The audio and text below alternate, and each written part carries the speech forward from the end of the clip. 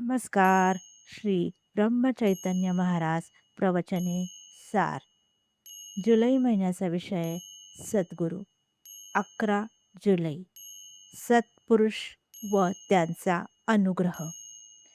सत्पुरुषाचा अनुग्रह झाला म्हणजे त्या व्यक्तीच्या प्रापंचिक आणि पारमार्थिक बाबतीत त्या सत्पुरुषाचीच सत्ता असते.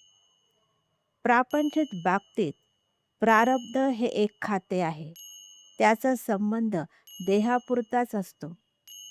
प्रत्येकाच्या प्रारब्धानुसार त्याला बऱ्या वाईट गोष्टी भोगाव्या लागतात. सत्पुरुष होता होईल तो त्यात ढवळाढवळ करीत नाही. फक्त व्यक्तीच्या कल्याणाकरताच जर जरूर असेल तरच सत्पुरुष त्यात ढवळाढवळ करेल. पण परमार्थाच्या बाबतीत त्याची सत्ता सर्वत्र असते. आपण मात्र त्याने सांगितलेल्या साधनात राहून त्याला त्याची कामगिरी करण्यात अडथळा न येईल असे वागणे जरूर असते.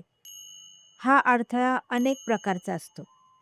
एक म्हणजे त्याने सांगितलेल्या साधनाबद्दल शंका घेणे आणि दुसऱ्याला अमुक एक दिवसात साधले, मला अजून का साधत नाही असा विचार मनात येणे आणि तिसरे सांगितलेल्या साधनापेक्षा काही अधिक किंवा कमी करण्याचा प्रयत्न करणे.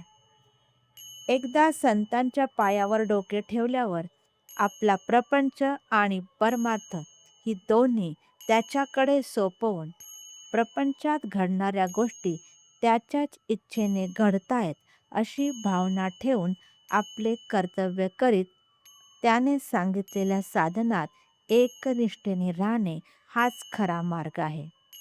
सत्तांच्या देहाकडे पाहण्याचे कारण नाही.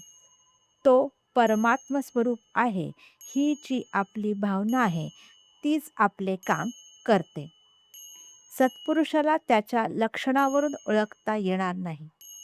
पुस्तकामध्ये दिलेली जी लक्षणे असतात त्याच्या पलीकडे संत असतो. त्याला ओळखायला आपल्या अंगी थोडे तरी भगवंताचे प्रेम येणे आवश्यक आहे. भगवंताचे प्रेम हे एक मोठे वेडच आहे. ते ज्याला लागेल तो खरा भाग्याचा.